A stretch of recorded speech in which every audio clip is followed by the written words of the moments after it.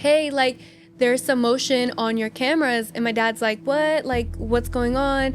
And he checked the cameras and they weren't loading. 3 minutes later, my dad gets a call from his landlord and he's like, hey, your restaurant's on fire. And he just hangs up on my dad.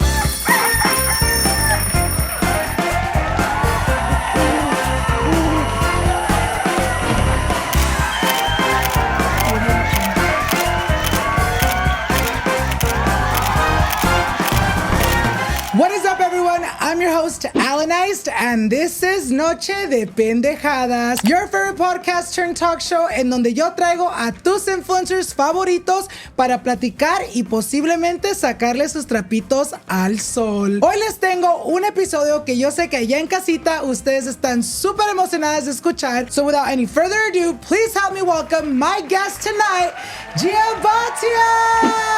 Hi, everyone. Hello. I'm Jiya Bhatia. I'm 18. I'm from Houston, Texas. I'm a first-gen influencer, and I'm so excited to be here. I am so excited de tenerte aquí el día de hoy, you guys. Like she said, you are so young and you're so inspiring that I really am looking forward to sit down with you and have a talk. Before we start with all the chisme, before we start with all the good convo, tell me a little bit more about your day. I know you woke up super early because I got a text message from you at 4 a.m, you guys. What time was your flight? How was the flight? And how was your day leading up to right now? My flight was really good. Just a little bit of turbulence. We did have to wake up super early, though. My flight was at 7 a.m, and you know, Houston George Bush Airport is always constantly busy.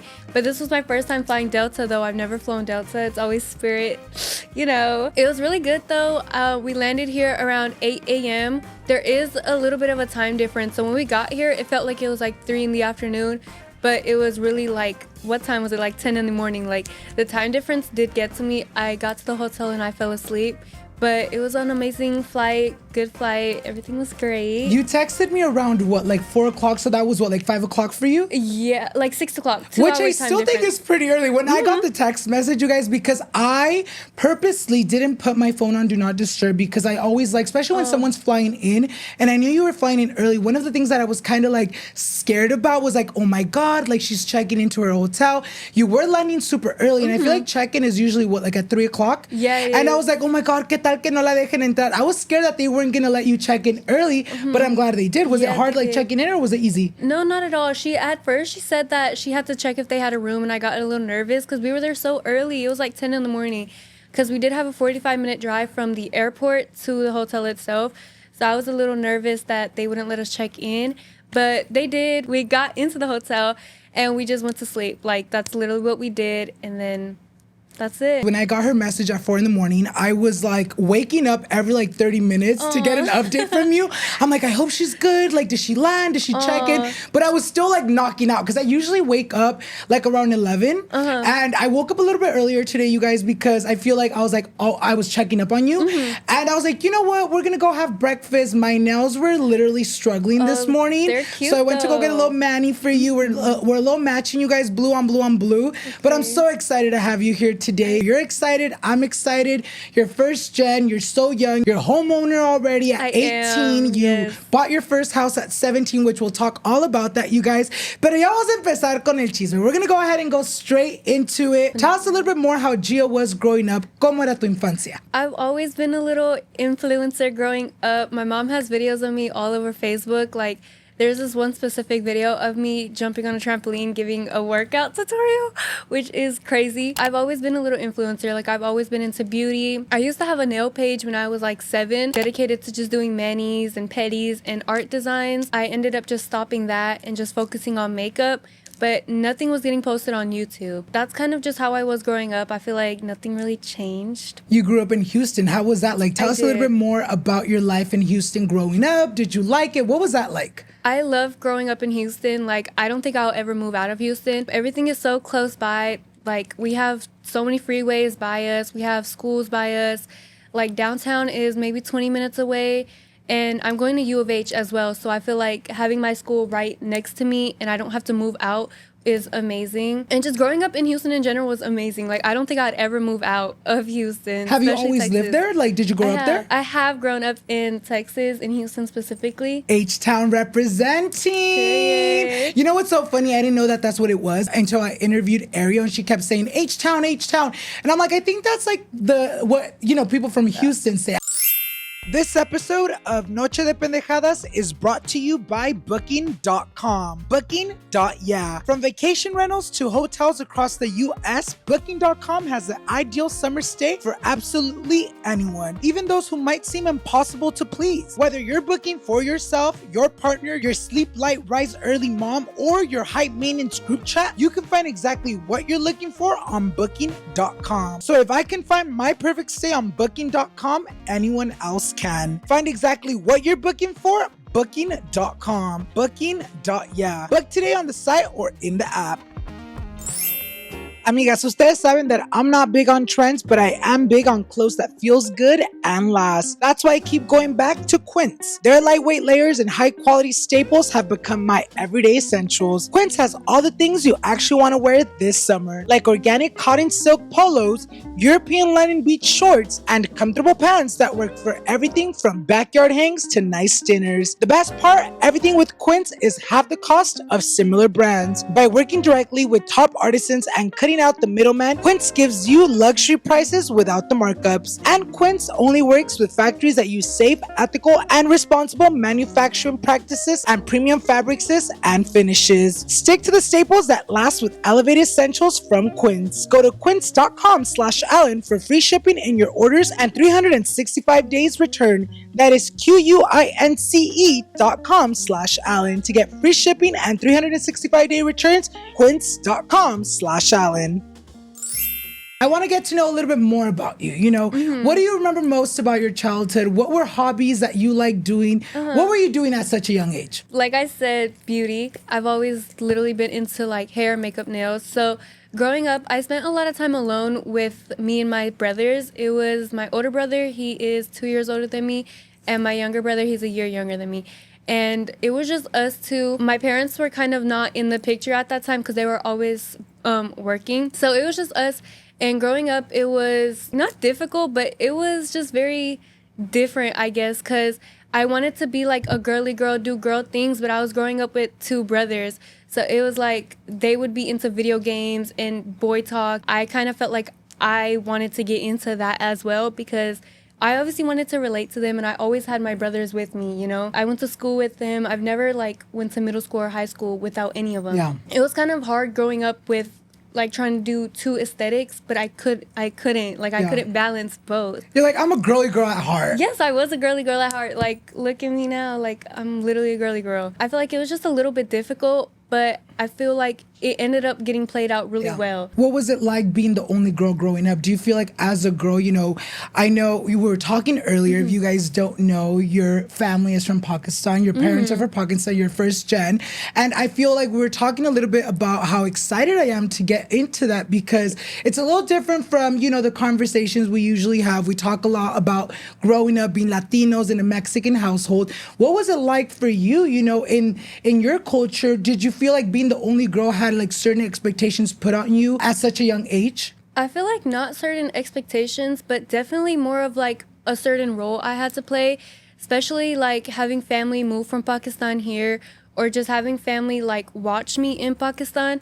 It was kind of difficult because I'm obviously growing up in America. My parents are from Pakistan and I'm their first girl. So having them see me wanting to wear Americanized clothes, eat American food, or just anything Americanized, I feel like it was just a very not difficult thing for them, but they were very closed-minded. And we'll get into that a little bit more when we talk about how my parents weren't with me while growing up. But it was definitely hard to try to balance the lifestyle of like Pakistani and American at the same time. Do you remember like your first memory or like your first moment where you realized you were really navigating and living in between two cultures? You know, for example, you were American at school and at heart, but you had that culture of Pakistan, you know, at home. When did you first realize you were like, oh my God, there's like, I'm living in two different cultures? It would be probably in first grade. In first grade, I went to Pakistan. And English is not my first language. My first language was Hindi, and that's what we spoke at home. But when I started going to school, I learned English. In first grade, we went to Pakistan, and that's where I saw like most of my family, my grandpa, my grandma, uncles, cousins. And it was just so different, like the clothes I would wear or how I would speak to them or my terminology compared to them. Even though I was just 7, it was such a big difference. Like, it's so crazy even to think back now. Like, their lifestyle is so much more different than mine. And the food, like, food is such a big difference. Like, in America, we have pizza, we have, like, everything's, like, you know, American food. And then in Pakistan, it's, like, very street food. Street food is a very big thing over there. And homemade meals. And there's this one cake specifically, I remember, coffee cake, which was the bomb. Like, it was so good. So just, that's probably when I realized, like, oh, like, I'm living in two different, like, I guess, not worlds, but kind of, like, living in two different worlds. And it was a little crazy to me just to see how people my age grow up in a different country than me. I'm sure it was a very, like, cultural shock. Was it very confusing for you? And if you remember, or, you know, even if it's something that you still struggle, is there certain things, you know, that you struggle with your identity when it comes to your Pakistani culture? Definitely. I feel like when my mom tries to take us to, like, any Pakistani or Indian, like, events, it just makes me feel a little out of place because we don't have any, like, Indian clothes here, Pakistani clothes here. So, like, when we go there, I kind of feel out of place. But my mom tries her best to, like, not force us to go at all or just tells us to be ourselves because, you know, we, at the end of the day, we are living in America. And I feel like people just need to understand, like, everybody's different. But that is definitely something that kind of, like, is hard for me. Just getting to know the culture a little bit is a little hard. But that's about it. Growing up, my parents were very close-minded. My parents actually had a food truck, and with that, my parents would always be surrounded by Pakistani people, which was a little bit difficult for us. It's just a lot. Like, I feel like I went through a lot when my parents had that food truck and restaurant, but the main thing that I guess we struggled with was trying to get our parents to be a little bit more open-minded. Like, again, like the clothes I would wear or what we would speak or how we would talk, you know, if we would want to go out with our friends. I feel like my parents just didn't grab the idea, like, hey, like, this is different. Like, this is something that they need to do or they need to get out and go do. I feel like just that. And crop tops became very popular when I was in, like, middle school. And I wanted to wear crop tops so bad. But my mom was just, like, very, like, no. It's not that she wanted to, like, make us look good for her friends or anybody. My mom's never been that type of person. But it's just, like, you know, she was running the restaurant. People talk. Like, people do talk. And my mom was just kind of, like, not scared, but she just didn't want us, like, wearing stuff like that where people would come back and tell her and make her seem like she was a bad parent or something. I feel like just stuff like that, having my parents be more open-minded was very difficult, but I'm glad, like, eventually they did open up, which is a little bit, like, not too long ago. I would say, like, 3 years ago. But after the restaurant went down and everything, which obviously we'll get into, but just that is what we struggled with. What do you think was, you know, the big eye-opener for your parents? You know, you tell us a little bit that you grew up with them being very close-minded. You know, a lot of it had to do with the way they were raised and the way, you know, their culture raised them. When do you feel like you had a moment where you finally saw your parents understanding, you know, the way that you wanted to dress up or express yourself? Do you feel like there was a certain moment where you're like, okay, I feel like they're getting it? My parents had a restaurant, and it ended up catching on fire. And that's when everything kind of went downhill at home. And my parents started becoming a little bit more distant from Pakistani people.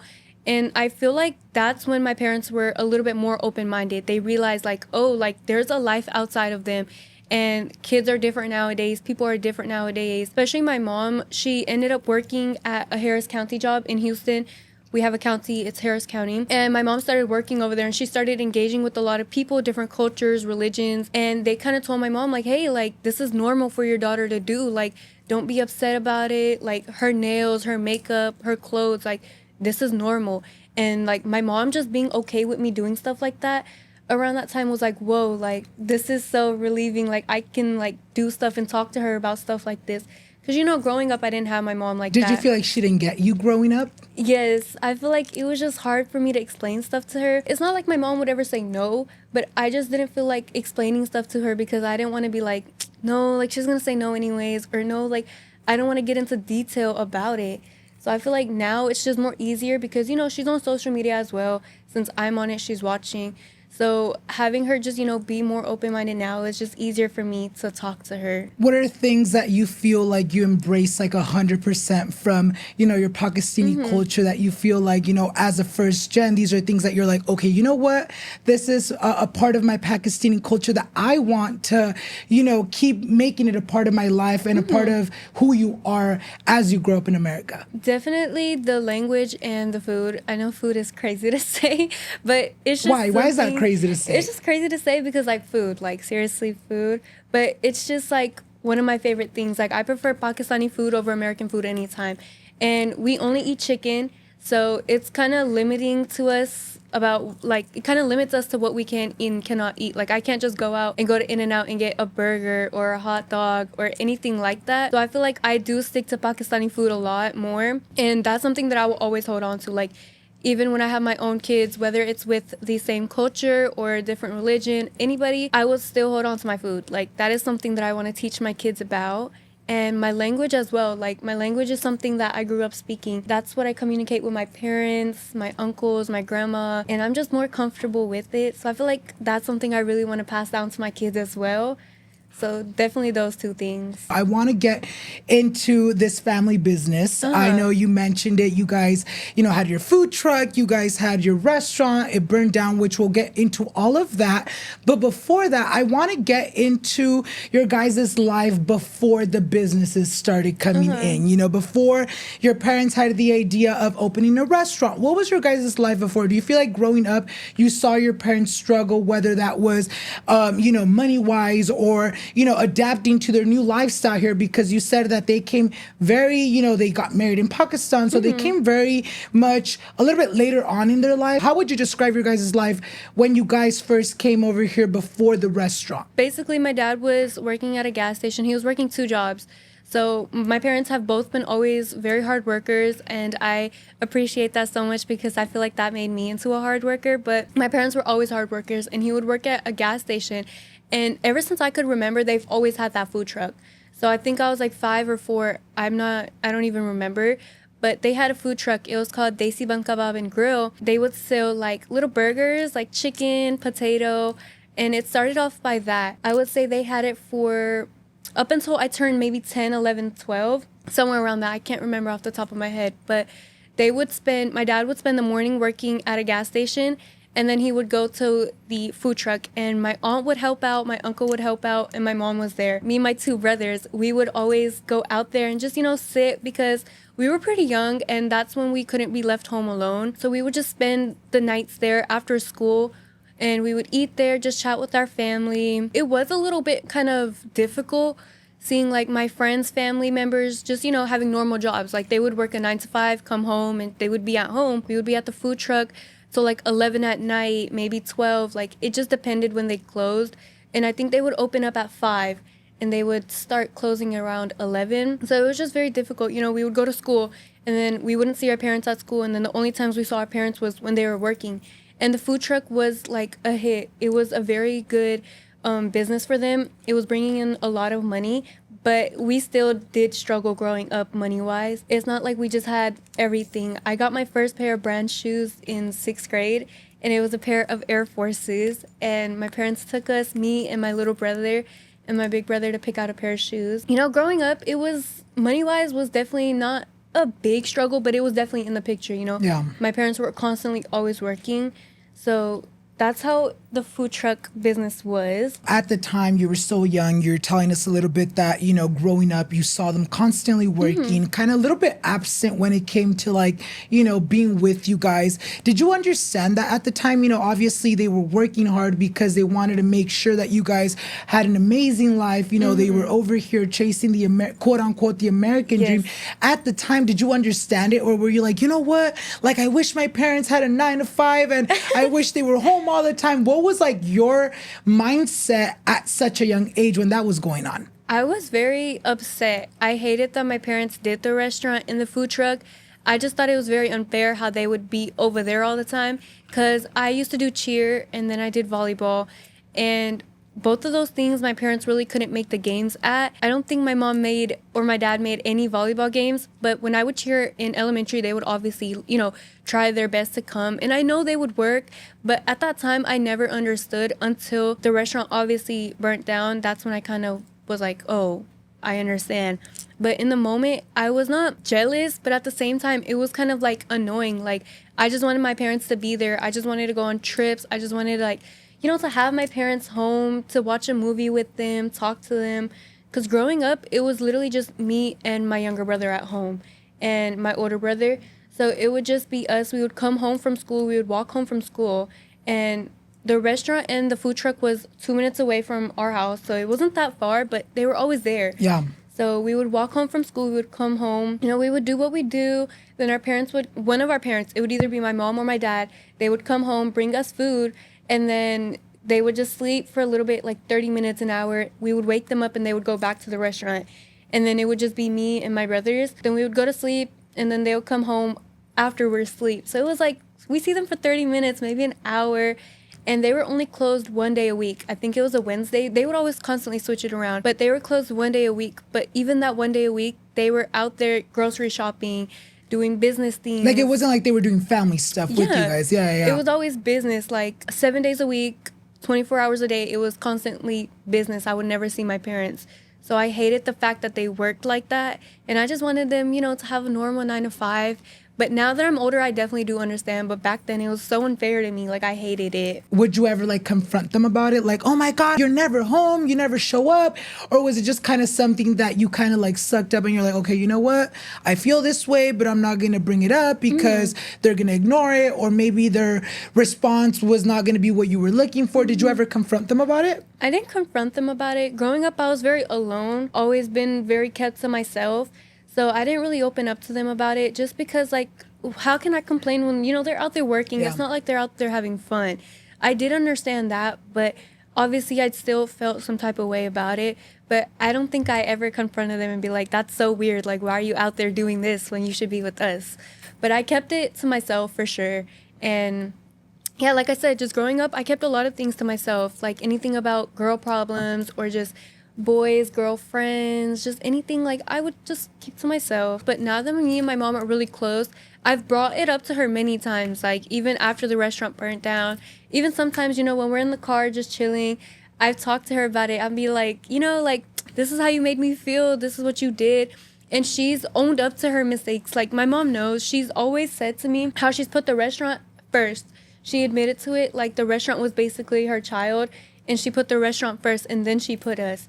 And, you know, hearing that was kind of like, not closure, but it felt like very like, you know, at least she knows she messed up, and at least she understands and owns up to her mistakes. Because a lot of people just, they don't like to admit stuff like that. It's very embarrassing for them. And I feel like my mom plays the role of a mom and a best friend really well. So I appreciate her for that a lot. My mom is my best friend. She's literally my biggest supporter. Like, anything I do, she's telling me either do it with the best or do it confidently or don't do it at all. Like, that's my mom's memo. Like, even when I first started TikTok, she was always like, if you can't handle the haters, get off of it. Because I remember one time I went to her crying about something that someone said to me about on TikTok. And she was like, okay, well, if you can't take the hate, then don't do TikTok, because this is not something that's going to stop.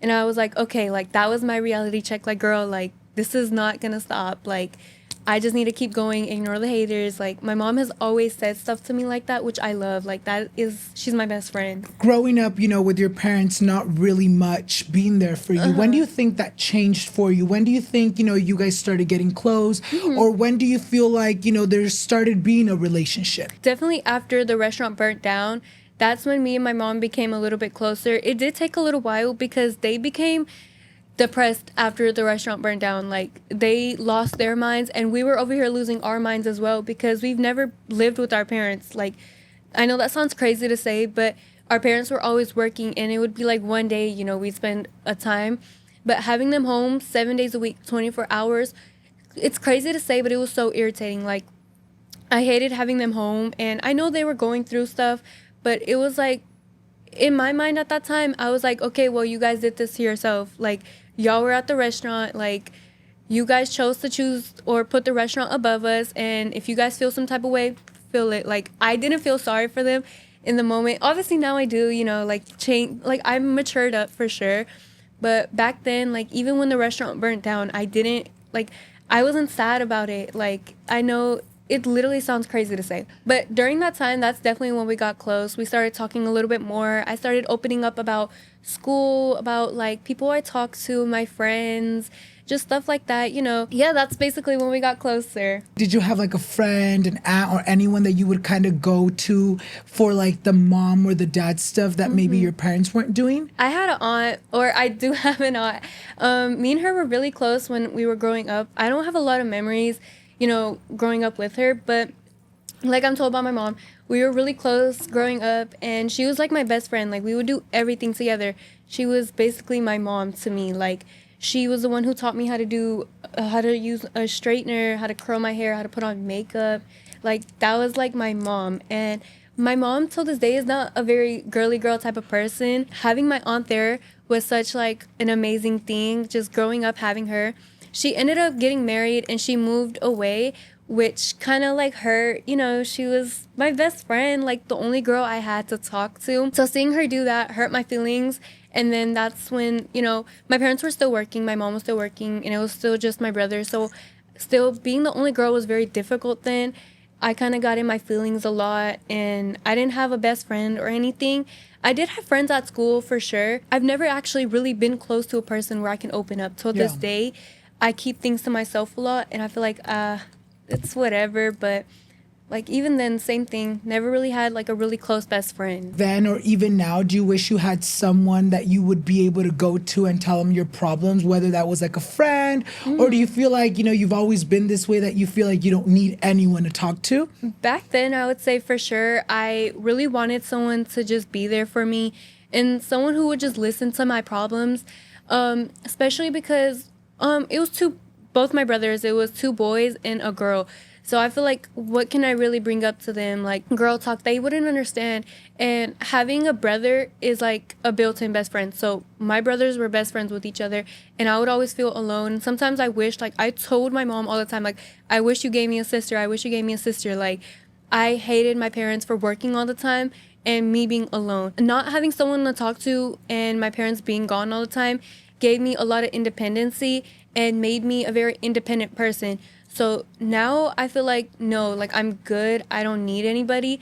Especially, like, I feel like I don't want to, like, sound cocky, but I don't want to, like, I don't want to seem cocky, but I feel like I am pretty grown for my age. And it's not a lot of people that can relate to me or how I work. I'm in Houston. I go to a regular school. Like, I live a regular life. I don't live an influencer life, I guess. So just not having someone who can relate to me kind of, like, it hurts my feelings a little bit. Time to time, I do get in my feelings about it.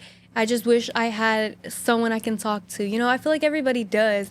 But at the end of the day, I know, like, I'm always on myself. I'll always have TikTok. And that's actually how I started TikTok. Do you feel like you being so mature for your age came with, like, your upbringing, your parents never being home? Maybe you felt like you had to grow up faster. Do you feel like that kind of stemmed from how quick your life was at such an early age? I don't think so. I don't think I grew up too fast. I feel like I definitely matured fast, but it was never like I was in a rush to grow up. My parents never made me feel like that. Now I feel like definitely like that. Like, I'm a homeowner and I work, and it's not like a regular 9 to 5. So I feel like there's things that I have to do differently. But I don't think I grew up too fast. I think I was, at the same level, even though I was very different from people and my maturity level was higher than people. I'm a very open-minded person. Like, I will get along with anyone. That was never a problem for me. I want to go back and talk a little bit more about the restaurant. You guys started the business as a food truck, and then when you turned 10, 11, you guys turned the food truck into a restaurant. Tell us a little bit about that.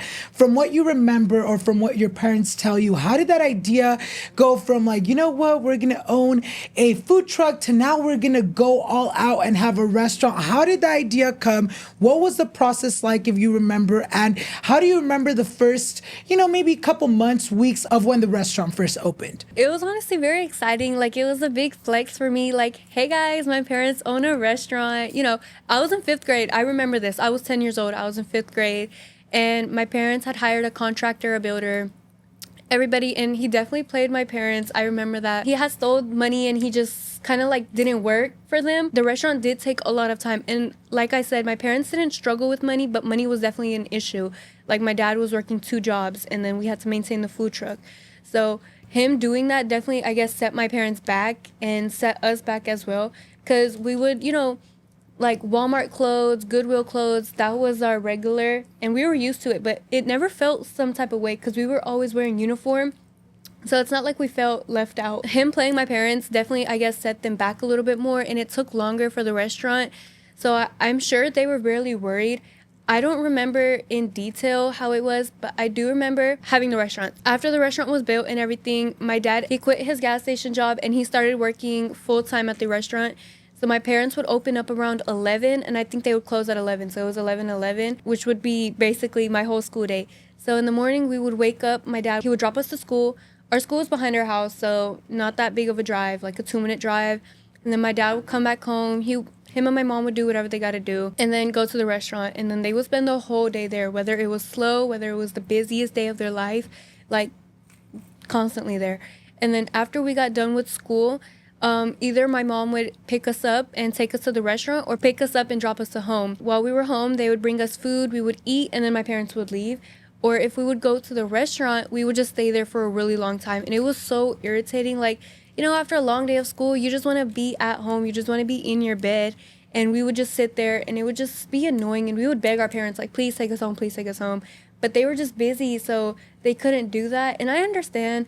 But in the moment, it was just very, like, annoying. Like, I just want to go home, and I just want to be on my phone, watch TV. I just want to lay down and sleep. Did you ever get to work at the restaurant? We did. What did you do? What was your role? What would you do? We would bring out plates to people. We would not clean, but like, I guess just help our parents a lot with stuff in the kitchen or stuff like filling up drinks, bringing stuff from the car.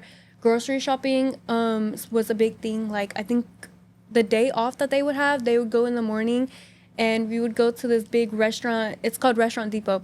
And we would go over there, and they would pick out, like, anything that they would need, like a big 2 or 3 carts full of stuff. And we would help, bring it to the restaurant, unload. It was definitely, like, not an ideal thing to do. Like, one day you have your parents off and you're doing that. It was very irritating. But we would get it done, and it was the little family time we spent together, which I cherish. It was just stuff like that we would do. Serving people, talking to people, taking orders. Taking orders was one of my favorite things to do. And then when I learned how to do the cash register, that was my favorite part. Like, I would ring people up, and I'm sure they probably thought, like, who is this little girl? Like, yeah. I was 7, I was 10, like, ringing up people. I'm sure they were like, okay. Did you feel cool? Like, did you not like it? Because you're like, oh, girl, I don't want to be here. No, I or definitely I felt love cool. this. I loved doing the cash register, but anything else, I was like, no, this is embarrassing. I don't want to be here. Please take me home. Would your parents ever tell you, like, hey, Jiya, you gave this person too much money back? Like, would that ever happen because you were so young? No, I don't think so. But my dad would definitely, like, he would be very patient with me because obviously I'm young. He has me on a cash register dealing with money. And it wasn't like $5, $10. Like, it was like restaurant orders, like $50, $100. And I was dealing with big bills. So sometimes I would overcharge. Sometimes I would undercharge. But my dad was very patient with me, and we would always figure it out. They never had a modernized cash register. They always had the old ones, so it was very difficult. And we would always tell our parents, like, come on, like, I don't know if you know the new ones where it's like a white. It's like a computer now. Yeah. And that's when that came out. And I was telling my mom, like, let's just get this. Let's make it easier. But no, they were so old school. And to this day, my dad is very old school. And my mom, you know, she's very, like, understanding about things now.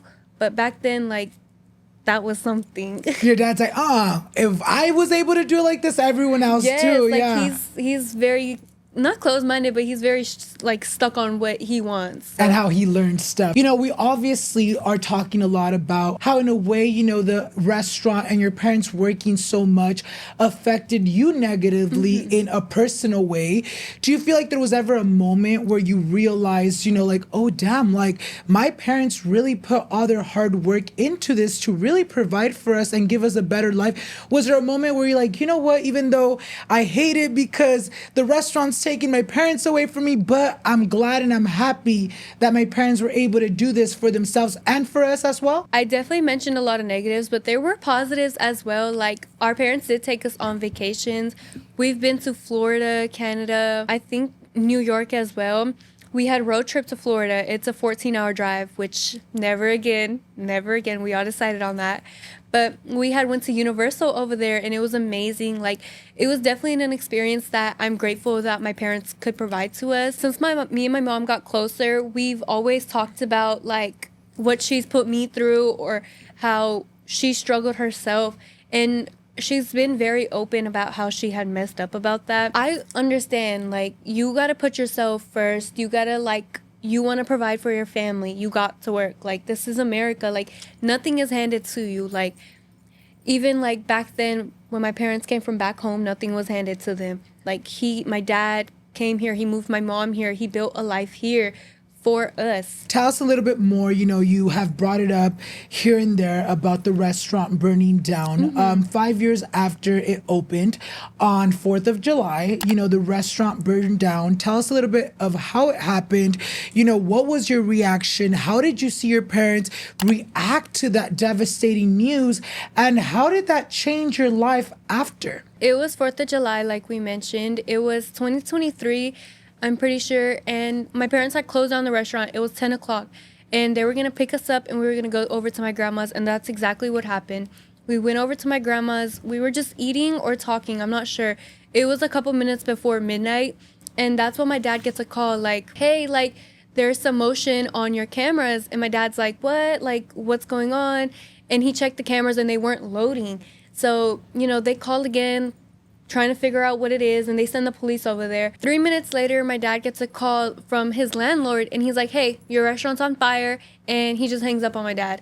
And they don't give him an explanation, like, is it big, is it little, like, nothing. Like, it's just, hey, your restaurant's on fire. My dad tries to call back, and I think he's trying to call people and trying to figure it out. And in the moment, like, we weren't taking anything seriously. Like, we're like, it's a fire. Like, how? Like, my dad just closed the restaurant down an hour ago. We end up, like, panicking. We grab everything and we leave. We're driving to the restaurant, and we're, like, 3 or 4 signal lights before the restaurant. So 3 or 4 signal lights before the restaurant, and we just see fire trucks, ambulances, police cars, and just fire. And mind you, we're almost a mile away. So we're thinking, like, no way this is for our restaurant. Like, let's be real. Like, that's not the first thing you think. So it was like a very big visible fire? It was very big. It's probably on the news right now. It was one of the biggest fires, I'm sure, in that area. And we're driving up, and the road's just blocked off.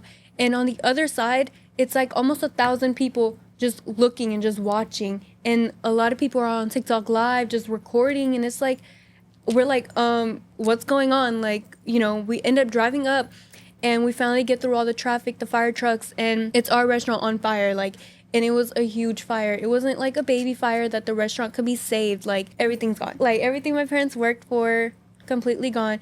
And next door was my parents' landlord. It was next door. His stuff was gone too, but he wasn't there. He wasn't nowhere in sight. So we're like, you know, calling him like, hey, like, your stuff's on fire too. Like, it's not just us. No one's picking up. Like, my dad calls his daughter, and she ends up picking up, and she's like, okay. She just hangs up. Like, she's so nonchalant about it. And my mom's over there on the floor, like, literally crying. Like, devastated. She's bawling her eyes out. Like, that's my restaurant. That's my restaurant. People are just so rude. Like, they're just recording my mom, like, on live, recording the restaurant. And it was very, like, it was not embarrassing, but at the same time it kind of was, because like I said, I go to school. The restaurant is right in front of our neighborhood, and the neighborhood is also connecting to my school. It was a lot of people from my school watching, and it's just like, it's so embarrassing them seeing me like this. But that was my first thought. Like I had mentioned, I wasn't sad about the restaurant burning down. Like, and you were also so young. What were you, Yeah. like 15, 14? I was 15. Yeah. So I know it sounds very selfish, but I wasn't sad about it. But seeing my mom and my dad just cry, and like my mom, like just like even thinking about it, like just seeing her on the floor crying like that was like such a heartbreaking thing. But I couldn't get myself to shed a tear. Like I couldn't. It took 2-3 hours for the fire to get under control, because like I said, it was a very big fire. It was huge.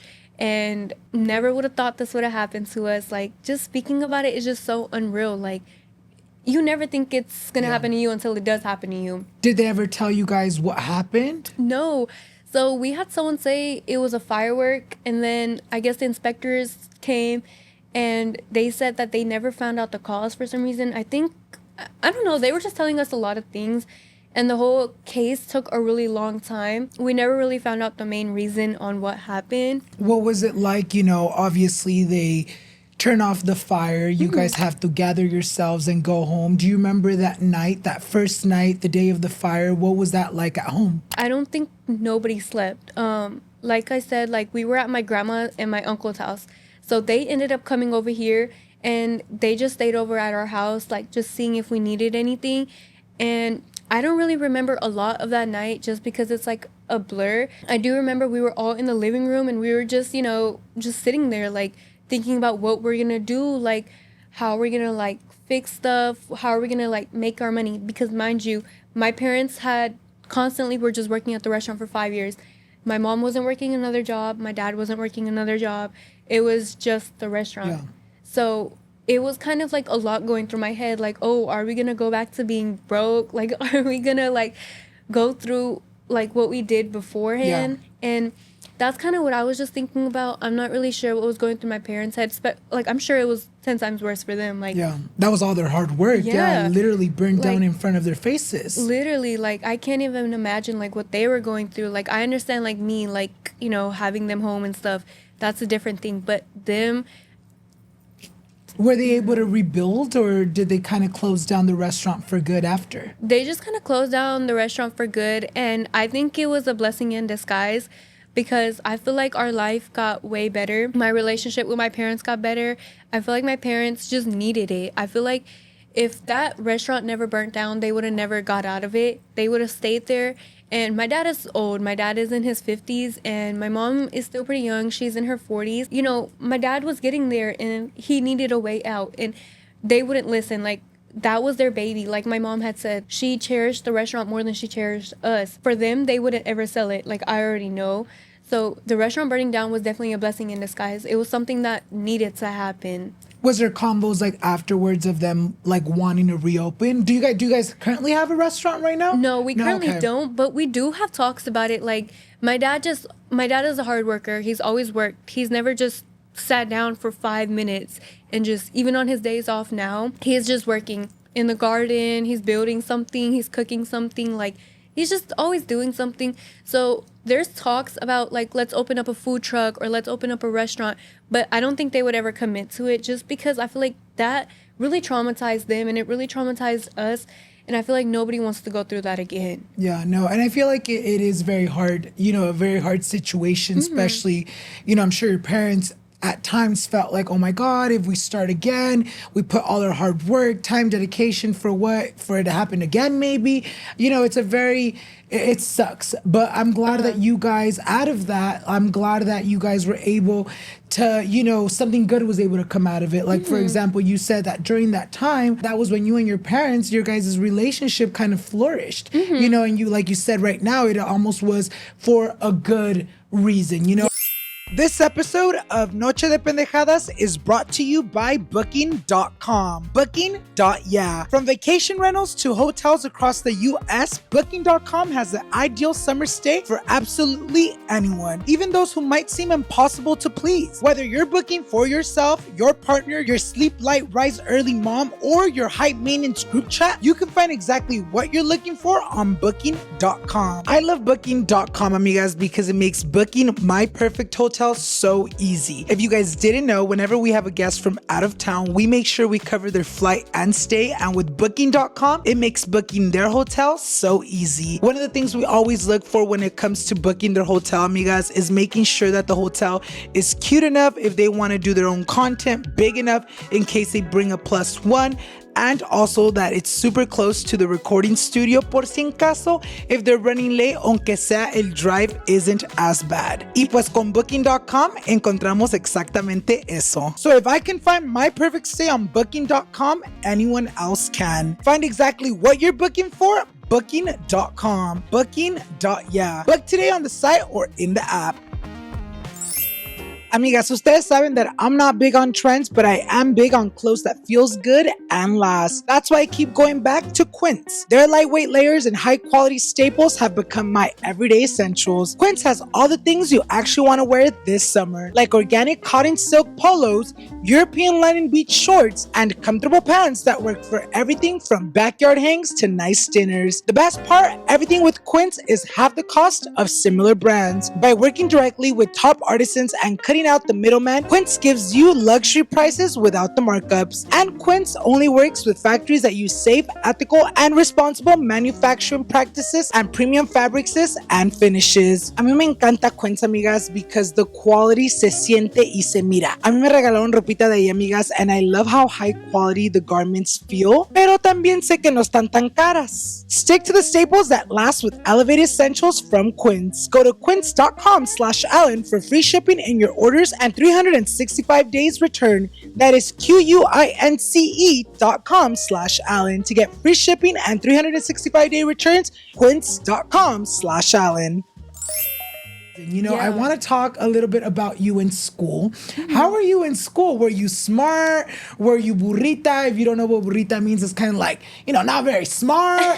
What were you? How would you describe yourself in school? Growing up, elementary, I was very smart. Middle school, I was very smart. And then high school is kind of where I went downhill. I would say I'm street smart over book smart. I am not that good in school. And even now, like, I don't really look forward to going to college, but I mean, it's something that I will get done for sure.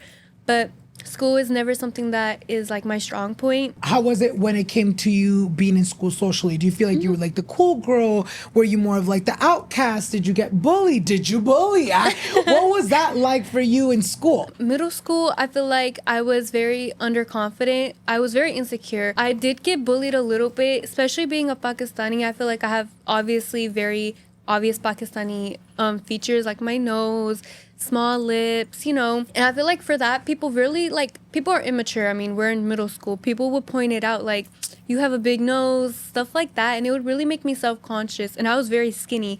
And I still am. And people would just point stuff out like that. So it would make me really insecure. And I feel like that's when I kind of just shut down. You know, already I didn't have anybody I could talk to about stuff like that. Mom was at work, had brothers. So it's not like I could just be like, you know, like, this is what I'm going through at school. So I kind of just dealt with my problems by myself and I just kept it. And I feel like that really affected me in high school. So when I was in 8th grade, that's when COVID hit. And that's when people started wearing masks. And I'm like, oh, wow, like, I'm going into my freshman year and I can wear a mask. And I finally was like, no one sees me. No one has anything to talk about me. Like, I'm good. Like, I didn't feel insecure until, like, they were like, okay, well, take off the mask. Like, don't wear them anymore. And that's when I kind of, like, just, like, I don't know. Like, I just hated myself so much. Like, I remember I begged my mom to let me dye my hair red.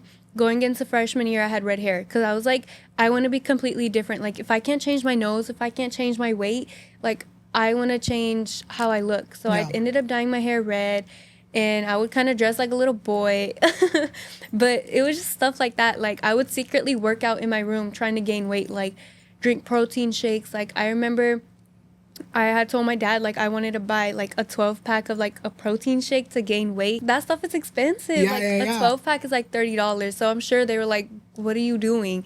But I really wanted to just gain weight. I just wanted to, like, change myself so bad, and it didn't work. So I ended up just dyeing my hair, wearing a mask throughout ninth grade. I was still out there, but not as much as I, like, want to be. Like, I regret that so much, and if I could go back, I would change it. And I feel like sophomore year is when everything kind of went downhill. Like, my parents' restaurant burnt down my sophomore year. Beginning of the school year, like the first day of school, like, I was already very insecure. And I had two best friends, was very close to them.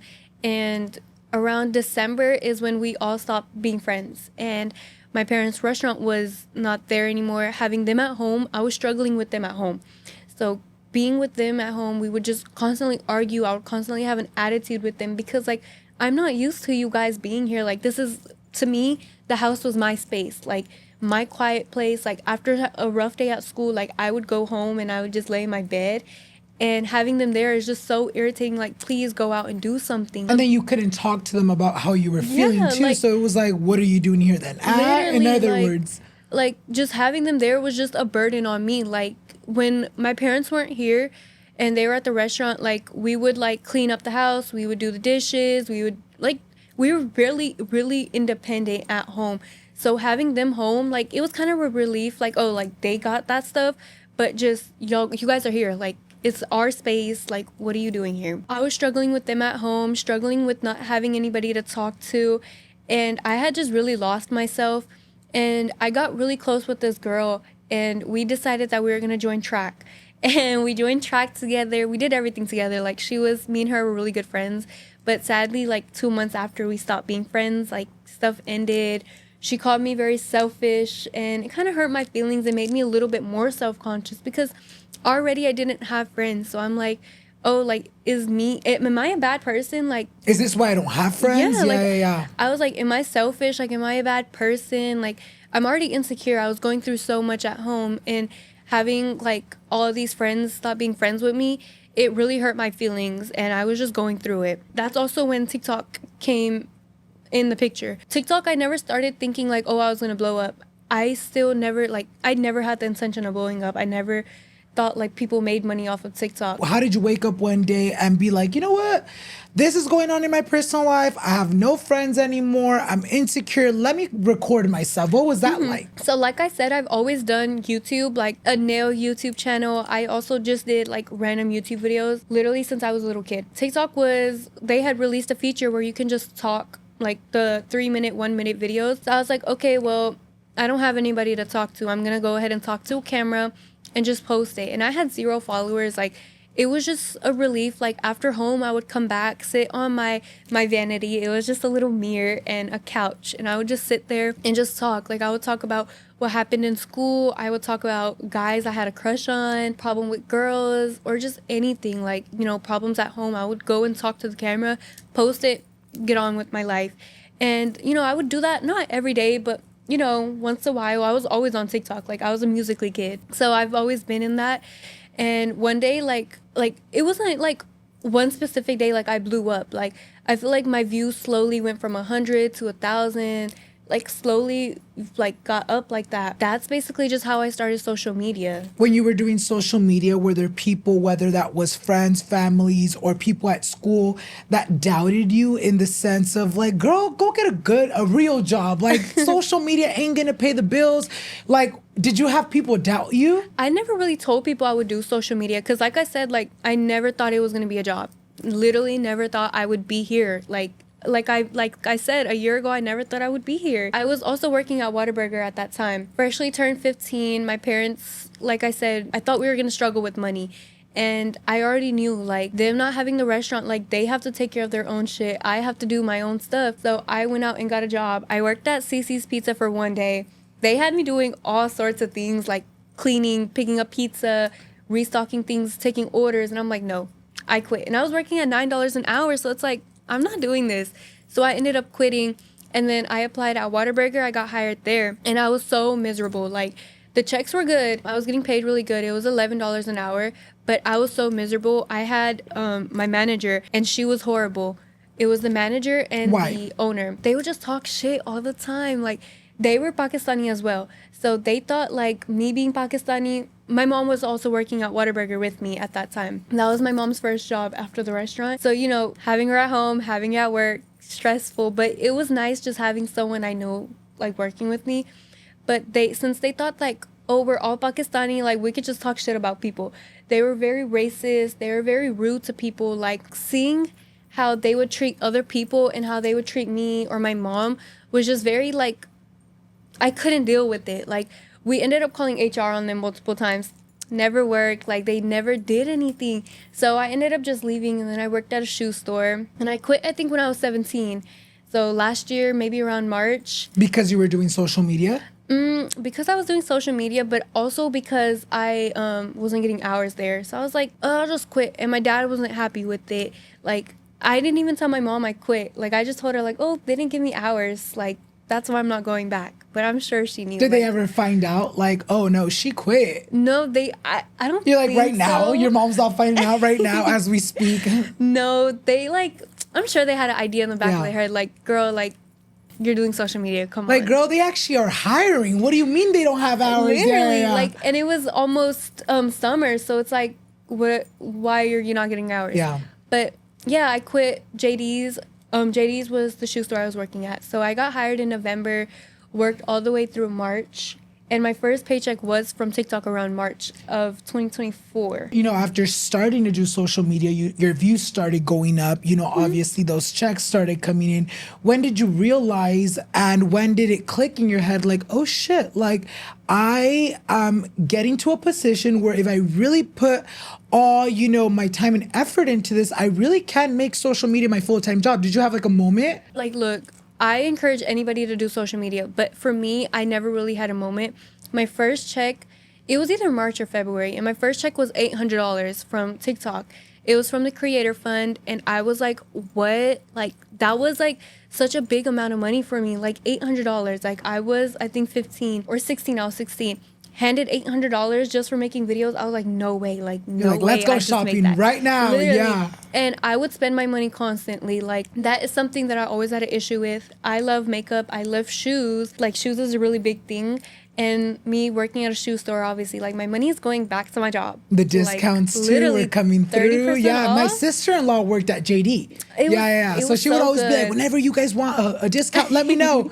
Girl, we took advantage of that, yeah. You know, $800 was a lot for me at 16. And I ended up working, just making videos every day, speaking about how it was at work. I would take my followers along at work. And I don't think I had a lot of followers. I would say maybe 100K, maybe 200K, and I would take everybody along with me, like to eat, to work, just get ready with me for work, get ready with me for school, get dressed with me. I would show my new shoes. Shoes is something that I felt like really built my platform as well. I would constantly buy new shoes. So I would constantly show people like, hey, this is what I got. And they'd be like, dang, girl, like you can have a shoe store at this point. Like you just bought one yesterday. Yeah. Literally. And my mom was getting so irritated. Like, where did that love for shoes come from? From working at a shoe store. Okay. I've always actually loved shoes, just could never really afford them. That was the thing. And me being like working for myself, I got my first pair of Jordans my sophomore year. I worked and I bought them myself. They were the Violet 11s. I still have them to this day. They're beautiful. Those were my first pair of shoes. And then I ended up just, you know, buying and collecting more new releases.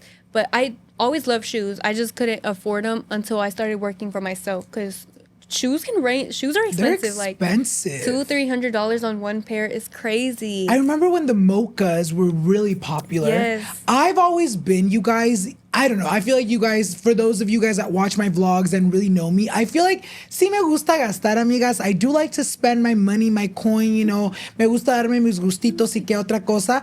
But I feel like shoes were always a thing for me that I'm like, girl, I ain't gonna spend so much money. My boyfriend, however, he was all about when the whole reselling thing was like a big thing. I remember he wanted the mochas and he got them, and I think he got them for $700. Oh, I'm wow. like, girl, there is no, I think the most I ever paid for a shoe, I mean, designer shoes are different, like Gucci and all that stuff, but I feel like for Nikes and Air Forces, maybe like $200. That's reasonable. Yeah, I would always be like, okay, if I catch it, like, at the get it, store, yeah. I'll get it. But my boyfriend was really big on like, girl, I want this shoe. And I'm like, how much is it? Like $100? Nah, 300. I'm like, girl, go do something else. Did it ever get too expensive to where you're like, okay, let me chill for a bit? After I quit JD's, it was like, okay, like I can't afford this without 30%. You're like, the discount really was making a difference. And yeah. I was getting paid on TikTok, but it was like, it was TikTok money, and I don't want to like, that's kind of when I got into saving, I guess.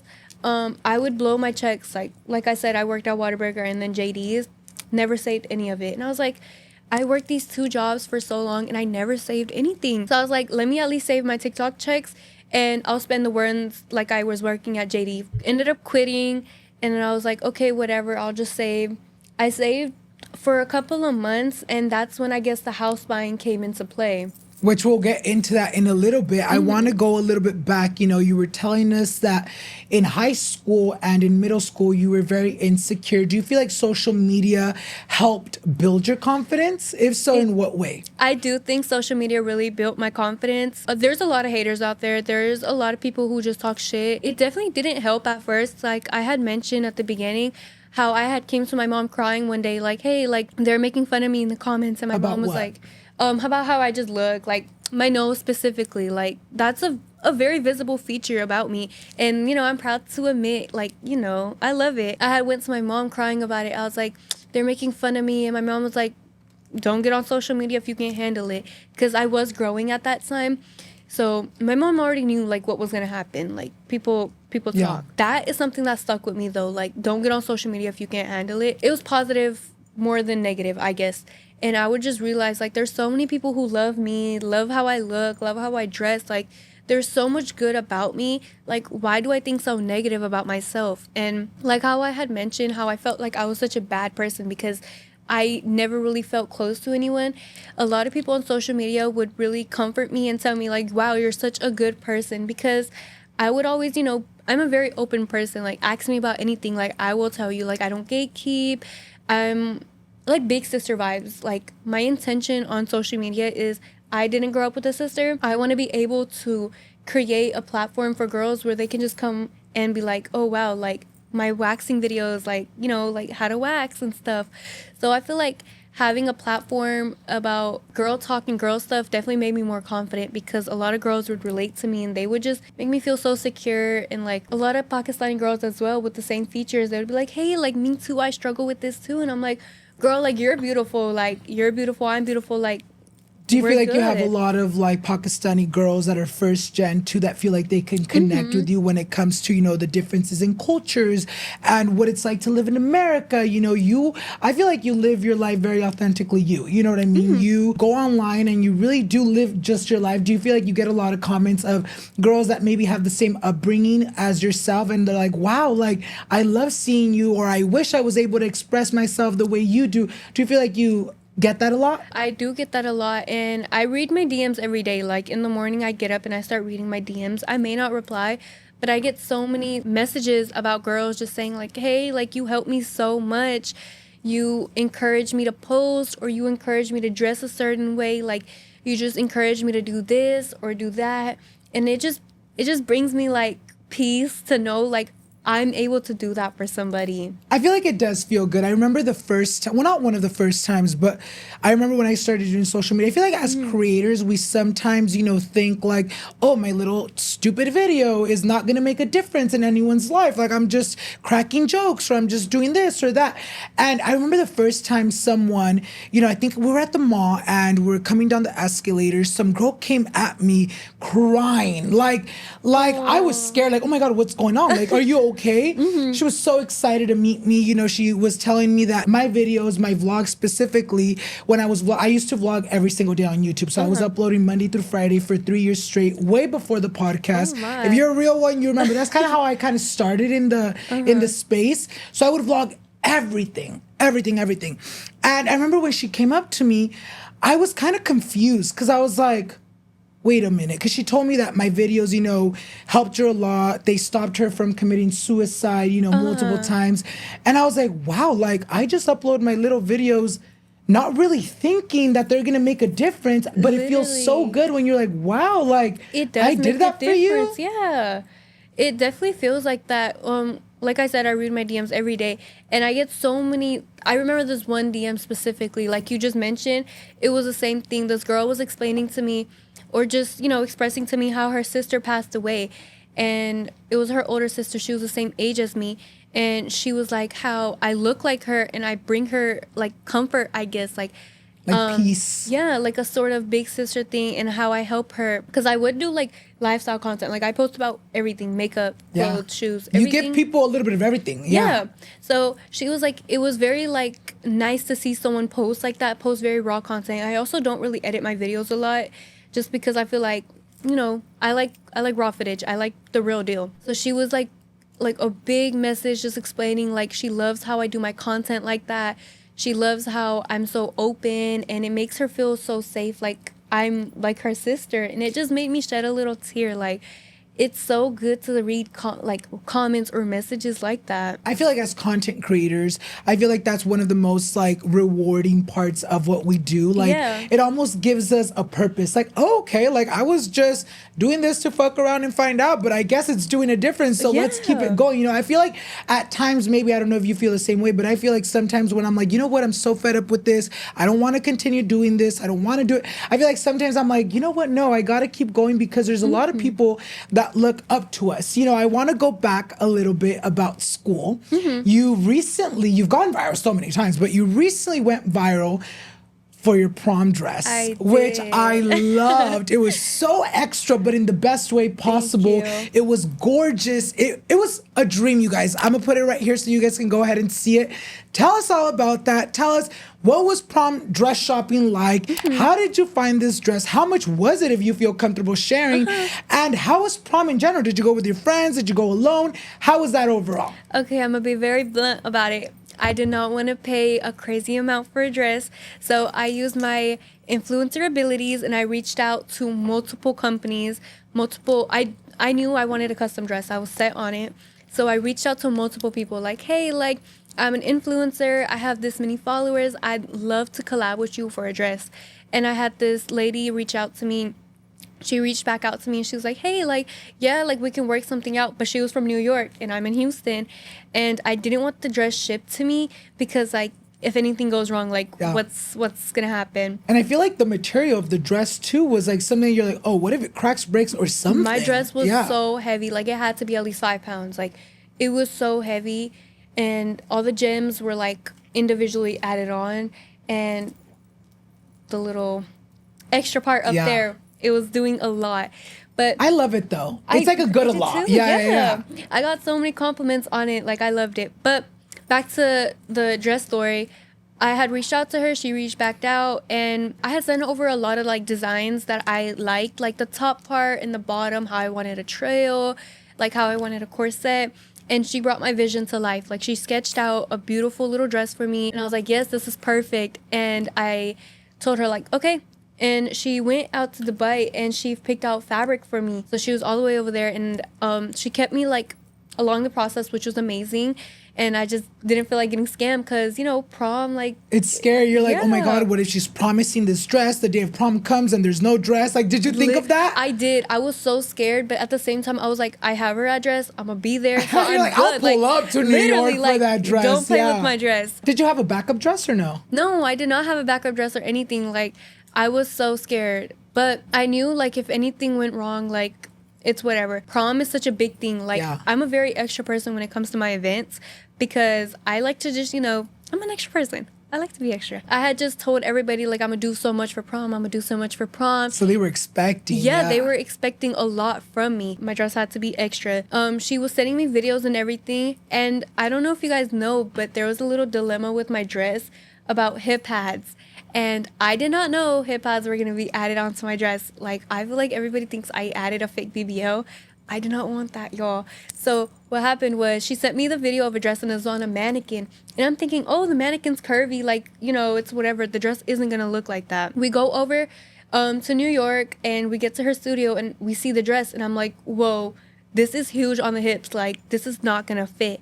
And as I'm putting the dress on, she's like, oh, yeah, by the way, we added hip pads. And I'm like, you're like, I'm not going to beat the BBL allegations after that. Yeah. Like, I know I want a BBL and everything, but this is not right now. I try out the dress and she's like, oh yeah, we added hip pads. And I'm like, oh my God, like no way. And I look at myself in the mirror and I'm just so shocked in the moment. And I couldn't really say anything like, oh, like, no, it's ugly or it's cute.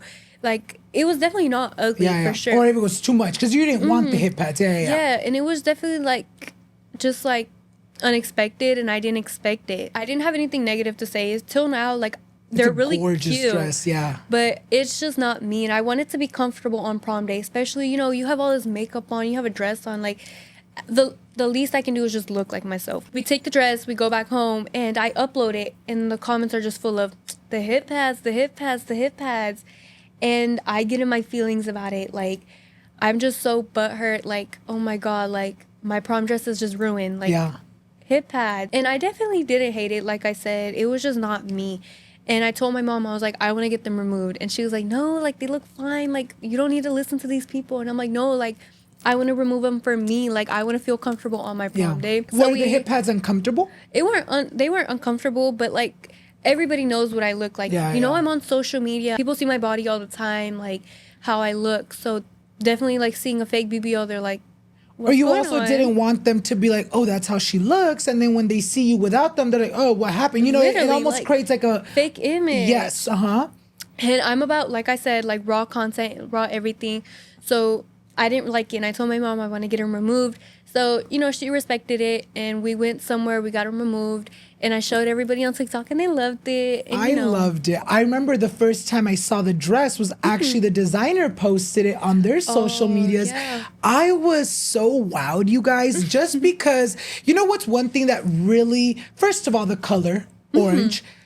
We'll get into how did you choose the color? Such a gorgeous color. And one of the things that really stood out for me, I feel like, especially with really extra dresses and really over the top dresses, sometimes, you know, it can look like the dress is wearing you instead of you wearing the dress. But I feel like it looks so good that there was like this balance of like, it's too much, but you almost... like you level it out where it's like, no, I'm too much too. So it almost like it almost makes sense. How did you choose the color? Was that always like your first choice in color? It always was. Orange is my favorite color, and I get told I look good in orange. So I was like, why not make my prom dress orange? And that's what I really wanted, like a brighter orange for sure. But the orange that we picked out was perfect as well. But the dress designer definitely got all my ideas and made it into my dream dress. Like, I don't regret anything about it. Not even the hip pads. Like, I loved the dress so much. And I'm blessed that, like, everything worked out at the end of the day. So you went to New York and then you drove back with the dress? We went on the plane, which was a struggle. Like, the dress was so heavy. And how the whole situation was, we landed in New Jersey because I had family in New Jersey. So from New Jersey, we went to New York City. And then we explored the city for a little while. And then we went to the Bronx, which was like a 40-minute drive. And then from there, we went back to the city. We took a train and we went to New Jersey, and then back to Houston. So it was like a lot going on. Like, it was definitely very overwhelming, I would say. And the dress was so heavy, like, arm workout for sure. But it was worth it. It was so worth it. It was so worth it. How was prom? How was the event overall? Prom was really fun. I actually ran for prom queen. Did you win? I did not win. But, I mean, I kind of knew that. Like, I knew that. I'm a very kept to myself person. So I knew I wasn't really out there. But prom was really fun. I would do it again if I could. I low-key thought it was going to be pretty lame. Like, no one was going to, like, dance. Or everybody was just going to, you know, just sit there. But no, people were actually dancing. People were talking. Like, I feel like it was just a very fun experience. Especially, like, prom or even all the senior events. Like, it was just such a good thing to do. Like, I talked to so many people I never talked to before. And at prom, like, people were complimenting my dress. Like, people were, you know, just talking to me, and I was talking to people. It was definitely a very fun night. We took a little break, you guys, because pasa un tren. Okay, you guys don't know because you guys never hear it, but every single guest can attend to that. There's an annoying ass train that passes by. But anyways, what I was going with that, in that little break where we took the break, we were talking about prom. And I feel like prom for me, I didn't go to prom, but I always say it's like one of those things that I wish I did do. You know, we were talking, I went to prom. Instead of going to prom, I went to Disneyland. My senior year, I had moved from Santa Ana, which is like a city in this area, and I moved to Anaheim. So I didn't know anyone in Anaheim, right? I only knew very little people. I didn't want to go because my whole thing was like, where they're having prom, I had my 8th grade dance at. So to me, I'm like, girl, like, and I didn't know anyone too. I only knew like very few people. So I was like, no, maybe I'll skip prom. My boyfriend, which wasn't my boyfriend at the time, he was a really good friend of mine, and my best friend now, Irma, we went together to Disneyland, and which is funny because I always like to say everything worked out for a reason. That was the night me and my boyfriend kind of like started dating, I guess you can say. So I guess, you know, it all worked out, but I do always say, like, I wish I would have gone to prom. I wish I would have experienced it because it is a once-in-a-lifetime experience. Did you ever, you know, being you're dressed so extra, did you ever feel like before you got there, you're like, oh my God, is this going to be too much? No, never did I ever this is think not of that. enough, maybe, yeah. No, because I go to such an extra school. Like, when I tell you these girls and these guys are so extra, but I love it. Like, I've never moved districts. I've middle school, elementary, high school, same district. I know these people. I already know what they were going to come down at prom. So I was like, I need to look like them, or, you know, there's like, no what's in going to between. happen? Yeah.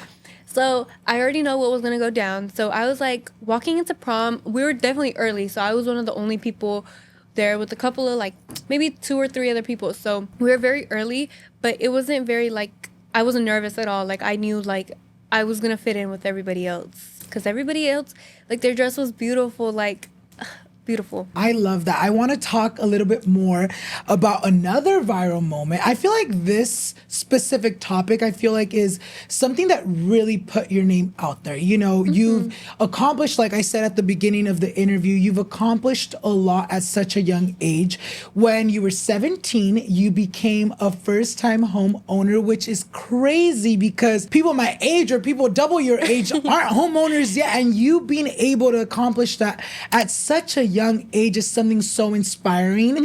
How did that happen? What in your head at that time? You know, most teens are worrying about prom, worrying about their finals. What made you be like at 17, like, you know what? I'm saving this money. I want to buy a house instead of a car, instead of, I don't know, a new palette. Like, what was that mindset, or who kind of instilled that in you? Like, hey, maybe you should, you know, do this. And, you know, how was that whole process like? Growing up, we've always invested in stocks and stuff, but my mom has never forced us to do anything. At 13 I don't know if you know Robinhood, but I invested in Robinhood. Like crypto, like, but I mean, Robinhood's like the app. Yeah. So we were investing in Robinhood. It was me and my brothers, and nothing was forced. Like, my parents have never forced anything upon us. So it started with Robinhood, and then eventually, I think when I was like maybe 13, my parents bought an investing house, and I didn't think anything of it. Like, I'm 13, like, I didn't think anything of it. Fast forward, I'm 17, and I want to buy a Mercedes. Like you said, like, car, palette. I wanted to buy a Mercedes, and I was so set on what car I wanted. I wanted 2025 Class C. I wanted a Mercedes, and my mom took me, and we test drove cars. We looked at cars. We talked to people. We looked at used cars, and we also wanted a Tesla. Like, I was set on wanting a car. I don't know what really happened that switched my mindset, but I do remember I was sitting in the school parking lot in the morning. I was skipping my first and second period with my really close friend Maya. Shout out to her. I was sitting in the parking lot with her, and I was just scrolling, and I was looking at houses, and I'm like, 227,000. I can afford this. So I sent it to my mom, and I'm like, hey, like, I want to buy a house. And I'm sure my mom I don't know what was going through her head, but she claimed she was really shocked and she was very excited.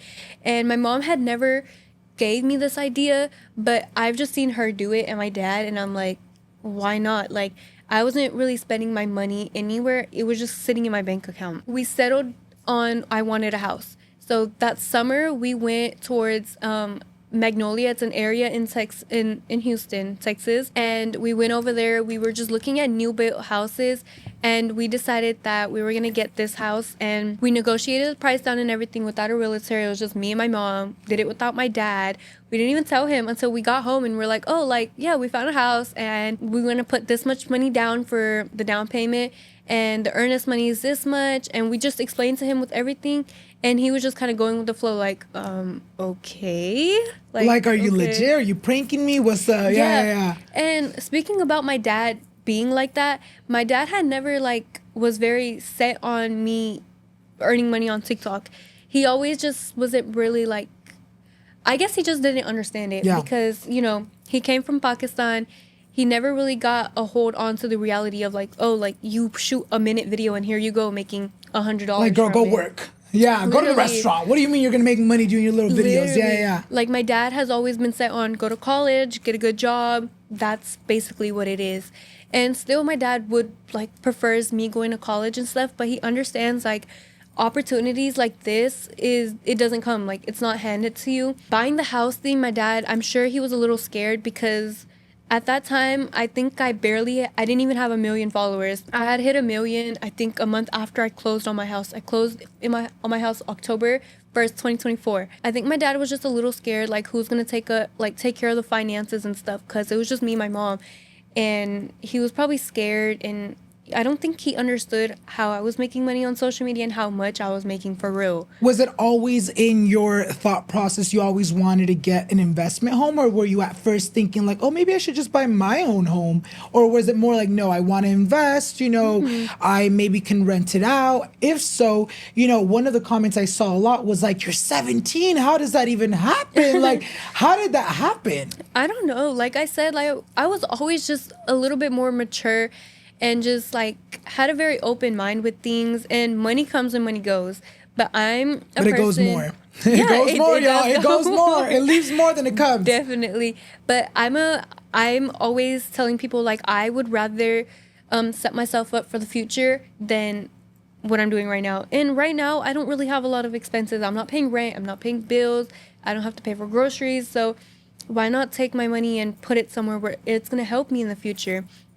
So kind of like that. And the house was always for an investment purpose. Like, I never thought of moving in, never even crossed my idea. Like, I'm going to college now, and that still doesn't cross my mind of moving out because my parents are just there for me. And I'm like, I'm going to take full advantage of that. I'm not moving out. I'm going to save until I get another house, which this summer for sure. I didn't want to move out at all. I feel like the house buying process can be very stressful, overwhelming. What do you feel like was the hardest thing for you to grasp on, or what is something that maybe you learned that you had no idea? And also, was there ever moments where, you know, being so young and going through this stressful process, was there ever moments where it felt like, oh no, this reality that you're living now is very far away from happening? In the moment, I feel like everything was happening really fast. Like, me and my mom looked at a house and we closed, I think, a month or 2 months after. We tried to hold it off as much as we can, but I think we booked the house in June or July, and we tried to hold it off as much as we can. But what really hit and what I like just didn't understand about home buying was how much money it actually takes, like how expensive taxes are, like the house, like mortgage, taxes, HOA fees. Like, I didn't realize that until I was paying it, and $8,000 in taxes, and I'm like, whoa, like that's a shopping spree. Like, I wasn't regretting my decision, but I was definitely like, why did I do this to myself? Just stuff like that. Like, it definitely not set me back, but definitely made me rethink, like, do I really want another house? Like, I could be spending this money somewhere else. But no, like, I'm gonna get another house. But yes, I love that. Whenever I prep for like an interview, I'm always talking to my boyfriend and my friend like, oh my God, I'm so excited. And that was one of the major things that I was the most excited about, because I'm like, that's so inspiring, being so young. Like I said earlier, you know, when I was that age, I was not thinking about buying a house, let alone even had money to buy a house. But it's very like, wow, like you're so young and you have a good, how do they say, a good head over your shoulders? Is that what it is? Like, I don't even know how to say it. But basically, you're doing the damn thing. I know you had mentioned in a video that at first it was a little hard because it was hard to find someone to rent it to. Yes. What was that process like? We struggled renting it out for, I think, 2 months or 3 months. We were paying out of pocket. And it was hard because the house, where we got the house, was in a very suburban place, and it was getting built, like new built. So there wasn't really a lot around. Like, there's no Walmart around, there's no mall around. So it was definitely like a struggle to find people, and we found someone, thankfully. But I was paying for the house out of pocket for 3 months, and then I also had to pay taxes. So that was almost like $14,000 just in random fees and stuff. And I like, You're like, it's gonna run my money up. Literally, I was scared for a little bit. Like, this is like what I have to pay. But it ended up working out for sure, and it's definitely a really good thing. Like, you may not like make a lot in the moment, but definitely like in the future, like it'll pay off. It's an investment, literally. You know, what was it like the day you got the keys? You know, after a very stressful process, you know, you show up to closing day, you eventually get the keys. What was that like? What was going on in your head? How did you feel about yourself, you know, at that very moment? I felt like I was that bitch. Yes. So I was actually at school. I was not able to close on the house because I was 17. Nothing was under my name. I just provided financially. So it was my mom and my dad. They called me and they were like, hey, like, do you want to come? And I was in school and I'm like, yes, I want to come. So I drove over there. It was like a 30-minute drive. I was alone and I was just so excited. Like, it was just so many emotions. Like, I can't believe I'm a homeowner, like, at 17. Like, I still can't believe it till this day. And like, a lot of people tell me, like, isn't it like just crazy to think about? And I'm like, it really is. Like, I just don't like think about it like that anymore. It was amazing. Maybe this house, it'll be a little bit more exciting. I'll be there signing the papers, hopefully. But last house, I mean, it wasn't me. It was my mom and my dad. But definitely just being there and handed the keys and just going to go see the house and posting about it was just so fun to me. I love that. You know, what piece of advice can you give to anyone your age or anyone in general that are in that position of wanting to buy, of feeling like, oh my God, it's very overwhelming. Maybe I shouldn't do it because this or this can go bad. What would be a piece of advice you would give to anyone watching right now when it comes down to, you know, being a homeowner? A piece of advice I would give to you guys would probably just be, don't stress yourself over it. Like, houses come and go. I promise you. Like, if you think you found the perfect house somewhere, go a little bit further down. You will find an even better house, especially when it comes to investment properties. Don't overthink it. You're not the one staying in it. Like, it's an investment property. It's like a rental property. Like, people really aren't there to find a fancy house. They're there because they want to save their own money to be able to get a house themselves. So I feel like don't stress yourself over it. Definitely save yourself and mentally prepare yourself for how much is going to be going out and coming in, because I feel like people have this false reality that money is just going to come right as soon as you close on the house. That's not how it works. Definitely that's how I thought it would work, but after like getting into it, I realized like, no, you're going to lose before you gain. And I think with any investment, that's how it is. Like, you lose before you gain. I love that piece of advice because, like I said, I feel like that's so inspiring.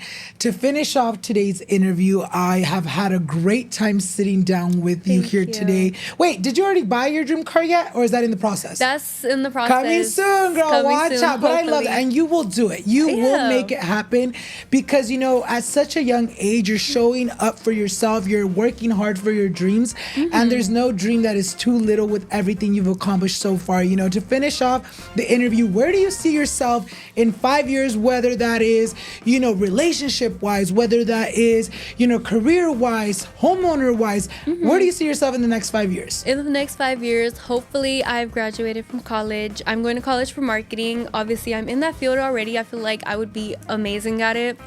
Digital marketing specifically.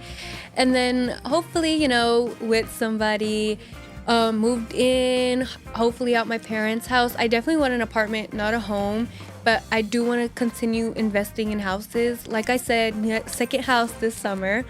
So that is something that I'm looking forward to. Just the college experience, building new friends, new relationships, and, you know, seeing where TikTok takes me, especially being on this podcast. Thank you so much for having me. I feel like this is such a big opportunity, like my first opportunity as well. So thank you so much. I had an amazing time talking to you today, and I know everyone at home les encantó este episodio, amigas. If you guys have yet to follow her, make sure you guys go ahead and follow her all over her social medias, which I'll leave them down below as well as on the screen. Y también no se les olvide seguirme a mí so you guys won't miss any future episodes. And with that being said, thank you once again for being here. Thank you so much for inviting me. And thank you guys so much for watching, and we'll see you guys in the next one. Bye, guys. Yay, you did so good.